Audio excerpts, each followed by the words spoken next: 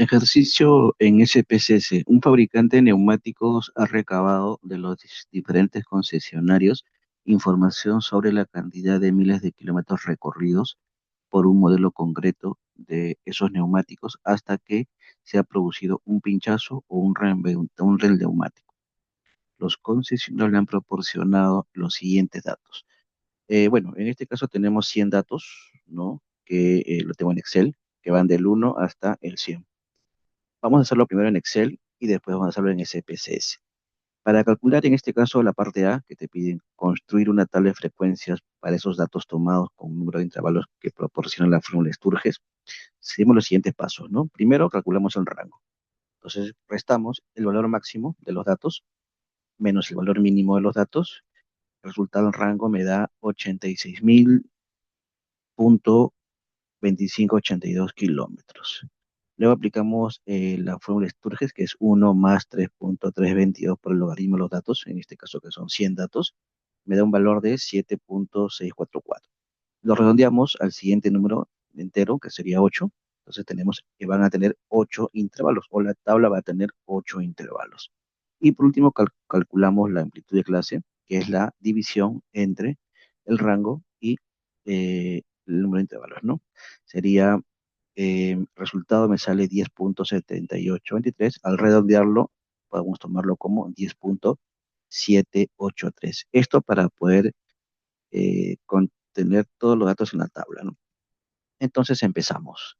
El límite inferior es el valor mínimo. El límite superior vendría a ser el valor mínimo más la amplitud de clase, ¿no? Entonces, simplemente vamos colocando el mismo valor del anterior, jalamos y completamos. Y en la siguiente simplemente vamos a jalar, pues, ¿no? Porque es simplemente la suma del intervalo inferior más la amplitud de clase. Tenemos la marca de clase, que es el promedio entre el límite inferior y el límite superior, ¿no? De los 8 intervalos. Y para calcular la frecuencia utilizamos la función frecuencia.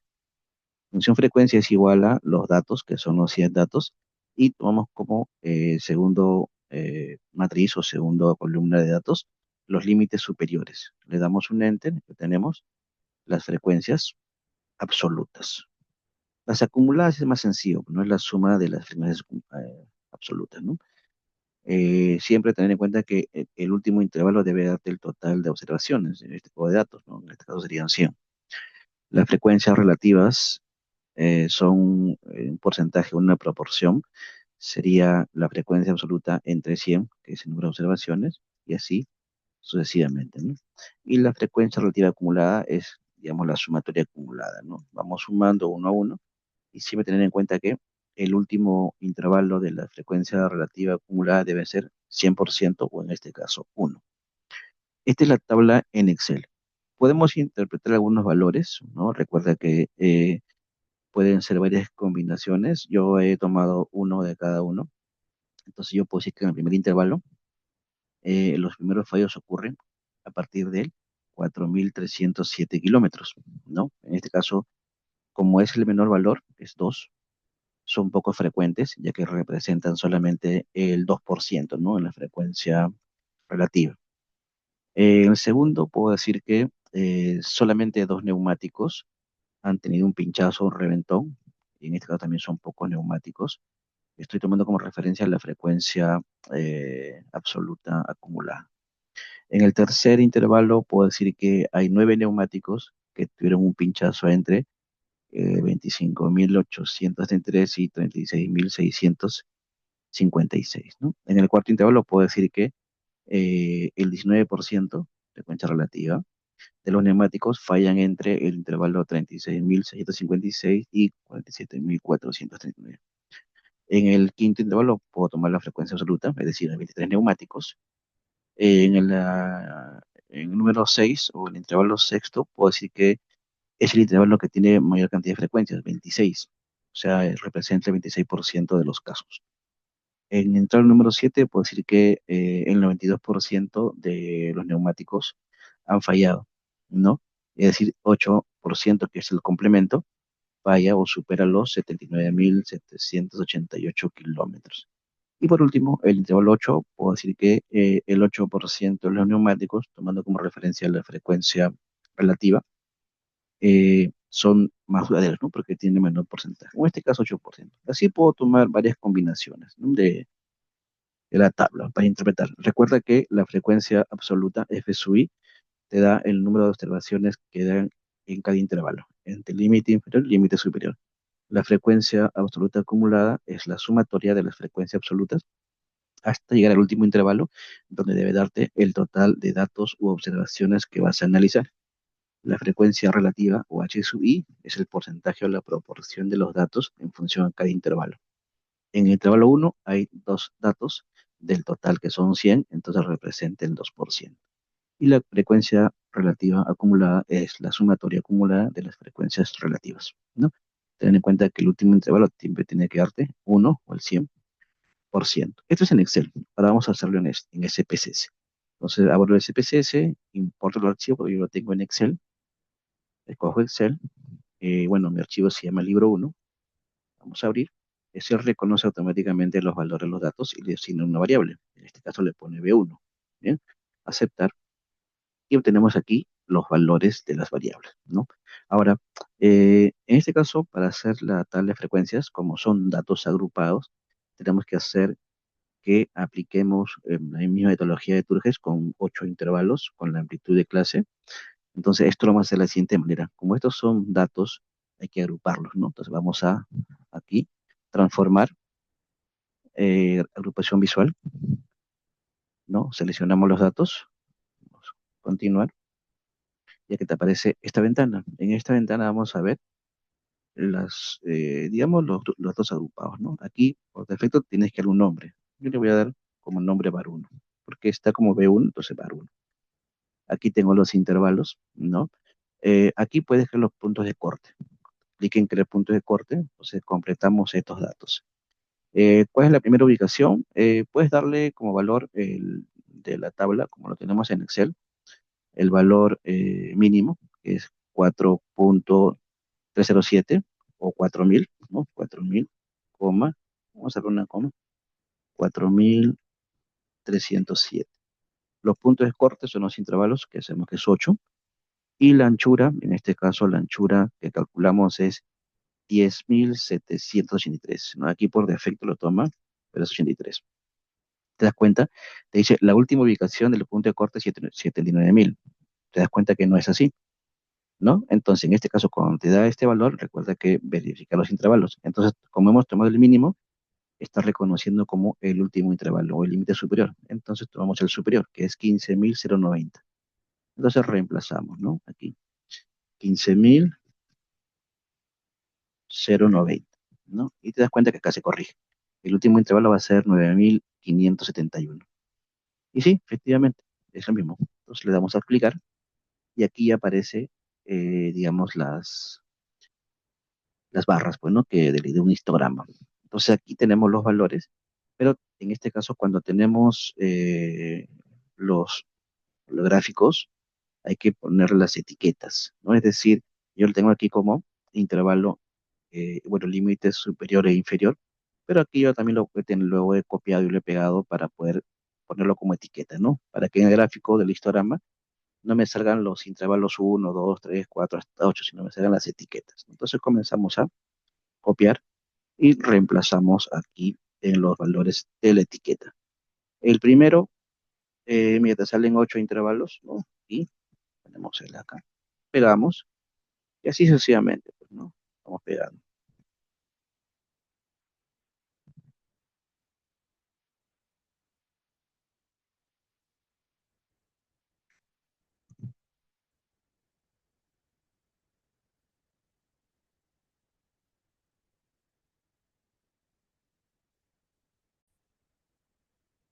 Bien, una vez que hemos pegado todas las etiquetas, ¿no? Damos a aceptar.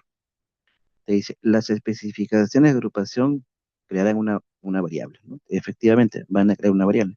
Bueno, aquí dejamos que el SPSS busque el resultado y si nos vamos a los datos, vemos que se ha agrupado en categorías. En este caso, la variable 1 tiene 8 categorías, ¿no? Si vamos a vista de variables, aquí, vemos que la var 1 es ordinal, a diferencia de escalar. ¿Por qué? Porque ordinal se ha formado grupos. Y aquí podemos ver lo que se han formado, ¿no? Las etiquetas, ¿no? Las que hemos creado. Bien, entonces ahora sí, con esta información ya podemos realizar, ¿no? Si quieres ver cómo quedan las etiquetas, aquí hay un icono que es de cambiar, ¿no? Datos a etiquetas, ¿no? Aquí, le das un clic y ves las etiquetas. ¿Esto es para qué? Para que en los gráficos o en las tablas se pueda ver no estos códigos, sino las etiquetas. Entonces, para en este caso hacer la tabla, vamos acá a analizar estadísticos descriptivos, frecuencias, y seleccionamos la variable var1, ¿no? Vamos a estadísticos, no, por el momento no. Vamos a aceptar, ¿no? Y aquí está, en el resultado de SPC se aparece nuestra tabla, ¿no? Si gustas, compáralo con el Excel que hemos calculado, ¿no? Aquí está, dos frecuencias en el intervalo uno, ¿no? Y recuerda que en el intervalo 2 no hay frecuencias, entonces hay cero, ese es lo omitido. En el intervalo 3 hay 9, efectivamente. En el 4 19, 23, 26, 13 y 8, efectivamente, ¿no? Cuando en el intervalo 2 no hay observación, en el Excel lo reconoce, pero en ese PCC no. Pero sí hay 8 intervalos. Bien, bueno, esta es pues, la opción de las tablas, la interpretación, ya está. Esa sería para la parte A. En la parte B te piden construir tablas de frecuencias acumuladas ascendente y descendente. Bueno, las frecuencias acumuladas ya las tenemos aquí, ¿no? Que es el F sub I mayúscula. Bueno, acá ya lo he copiado, simplemente como es ascendente va a ir aumentando, pues, no hay problema. Acá están las frecuencias. Ahora, cuando es descendente, voy a tomar las frecuencias invertidas. Voy a tomar la última frecuencia, va a ser la primera, y sigo el orden, ¿no? Y la última frecuencia va a ser la primera frecuencia de la tabla anterior. Y simplemente le doy la opción de restar, pues, ¿no? Bueno, aquí no hay mucho que explicar porque es bastante sencillo, ¿no? Simplemente estoy tomando la inversa de la frecuencia, ¿no? En lugar que sea ascendente, va a ser descendente. Bueno, ahí no hay problema. En la parte C, te piden dibujar histogramas de las frecuencias relativas sin acumular y el acumulada, ¿no? O sea, te piden el H sub I y el H sub I acumulado, mayúscula. Bueno, esto lo podemos hacer así, ¿no? Seleccionamos, lo copio y lo pego a las tablas, las que necesito, insertar. Como es un histograma, vamos a darle barras, ¿sí? Ahora recuerda que el histograma deben estar las barras juntas. Entonces, doble clic aquí y aparece este mensaje que dice ancho a rango. Bueno, acá le voy a poner 0 para que se unan todas las barras, ¿no? Y aquí, para que se distinga, aquí le voy a dar el color al contorno negro, ¿no? Y listo. Ah, bueno, acá está seleccionar todos, ¿no? Entorno negro y ya está. Aquí le damos histograma o le cambiamos el título, histograma para H sub I minúscula, ¿no? Y listo, esto sería todo. Igual forma para el gráfico de el histograma de frecuencias acumuladas, ¿no? Seleccionamos los datos, vamos a insertar, damos a tablas, aquí cambiamos nombre, histograma para H mayúscula o acumulada, ¿no? Y aquí doble clic en las barritas, aquí en la parte de los gráficos, y aquí le ponemos 0. Para que se note la diferencia, le vamos a poner aquí contorno negro y listo, ya aparece. Ah, vamos a ver acá, contorno negro y ya está. Ah, si quieres ver los datos, no hay problema, ¿no? Seleccionas los datos aquí, le pones aquí valor de ejes. Bueno, ejes ya está, ¿no? Título no, etiqueta de datos y ahí están los datos. ¿Bien? Igual para el otro, ¿no? Si quieres ver los datos, el otro gráfico, acá, eh, la etiqueta de datos, ¿no? Aquí vamos a cuadrar las imágenes porque están un poco grandes. Lo cuadramos o un poco reducimos el tamaño de la imagen. Ahí está, para cada cuadro. Y listo. Esta es la parte C. En la parte D te piden calcular las principales medidas de tendencia central. Bueno, aquí hay que hacer ya una operación diferente. Vámonos al SPSS. Muy bien. Entonces, bueno, para hacer esto debemos tomar como base la tabla que ya hemos creado, ¿no? En este caso, la tabla que está también en SPSS. ¿Por qué? Porque Para datos agrupados se utiliza fórmulas, ¿no? En este caso, intervalo menor más K, bueno, entre. Entonces hay que utilizar fórmulas estadísticas para datos agrupados. Entonces lo que vamos a hacer es en SPSS vamos a copiar la tabla que ya hemos creado, porque estos son datos agrupados, entonces vamos a ver uno nuevo, unos nuevos datos. A ver, aquí está, ¿no? Entonces vamos a crear tres variables. La primera variable que vamos a crear acá en VistaLS se va a llamar marca, porque es marca de clase, ¿no? Tipo numérico. Decimales, no va a tener decimales, ¿no?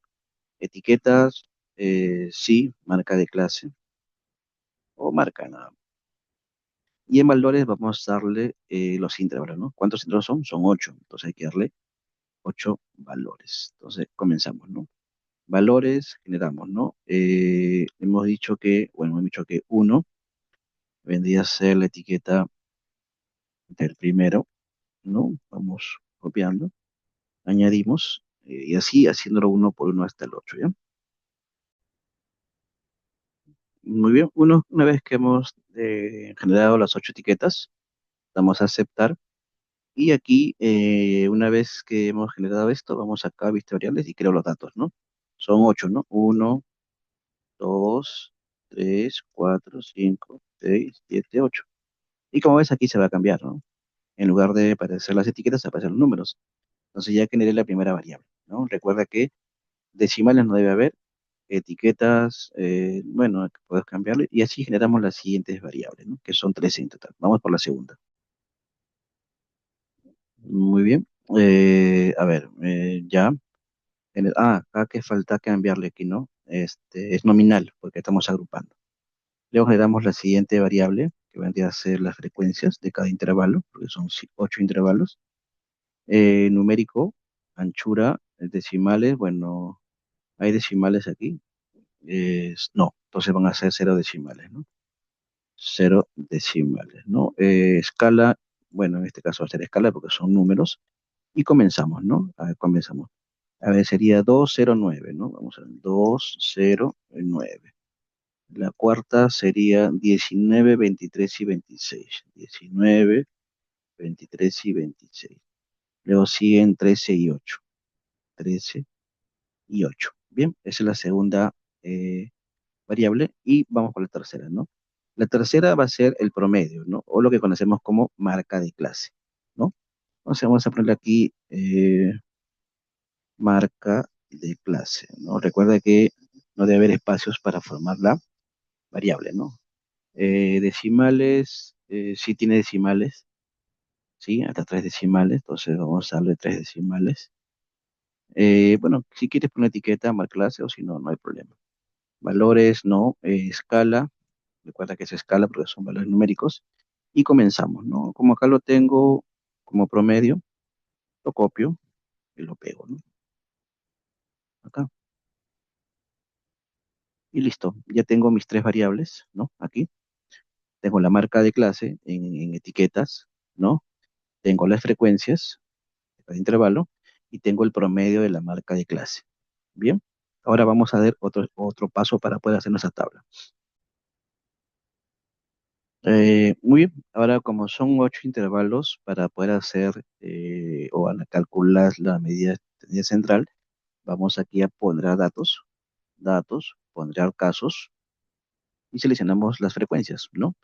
Seleccionamos aquí la opción 2 que es ponderar casos mediante los casos. Seleccionamos frecuencia y jalamos la variable. Damos a aceptar, bien. Y bueno, ese PC lo está reconociendo y nos vamos a la ventana de datos.